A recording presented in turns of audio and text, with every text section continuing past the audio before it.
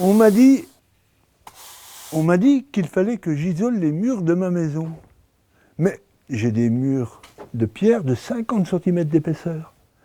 Avec doublage d'âme d'air et plaque de plâtre, ça devrait suffire, non?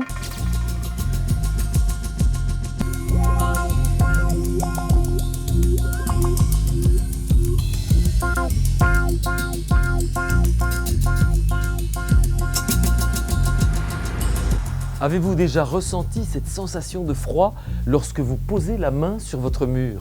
Oui. Cette sensation de froid, ce sont les signes d'une absence d'isolation. Un mur non isolé laisse passer la chaleur de l'intérieur vers l'extérieur. On peut atteindre 25% de déperdition de chaleur à laquelle on peut greffer 10% dans le cas d'un plancher bas mal isolé. Résultat, Je vais consommer plus en chauffage. la solution? Quelle que soit la nature de vos murs, pierre, briques, ossature bois, béton, il est indispensable d'ajouter un isolant à l'extérieur ou à l'intérieur. En construction, comme en rénovation, l'isolation extérieure est la plus efficace, car elle permet de traiter ce que l'on appelle les ponts thermiques. Les ponts thermiques. Ce sont les jonctions entre les murs et les dalles de plancher, ou entre les murs et les plafonds. Mieux ils sont traités, plus la chaleur est maintenue. Cette isolation extérieure permet aussi de ne pas modifier les surfaces habitables du logement. Si ça vous fait rien, j'aimerais quand même isoler de l'intérieur. L'isolation intérieure est bien entendu à privilégier lorsque l'on veut conserver l'aspect esthétique des murs extérieurs. Enfin, pour toute isolation de mur, il est recommandé de ne pas laisser de lame d'air entre l'isolant et la partie maçonnerie.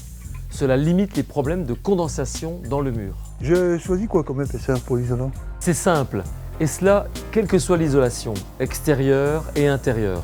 Prenez une épaisseur entre 14 et 16 cm pour obtenir une résistance thermique de 4. Pour les planchers bas, prenez une épaisseur de 10 à 12 cm pour avoir une résistance thermique proche de 3. Cependant, à chaque mur correspond son isolant. Un isolant perspirant sera privilégié. Perspirant, c'est-à-dire qu'il laisse passer la vapeur d'eau. Perspirant? Et pour mon mur en pierre, je mets quoi? Pour votre mur en pierre, vous avez le choix entre la fibre de bois, la ouate de cellulose et le béton cellulaire allégé. Et ben voilà.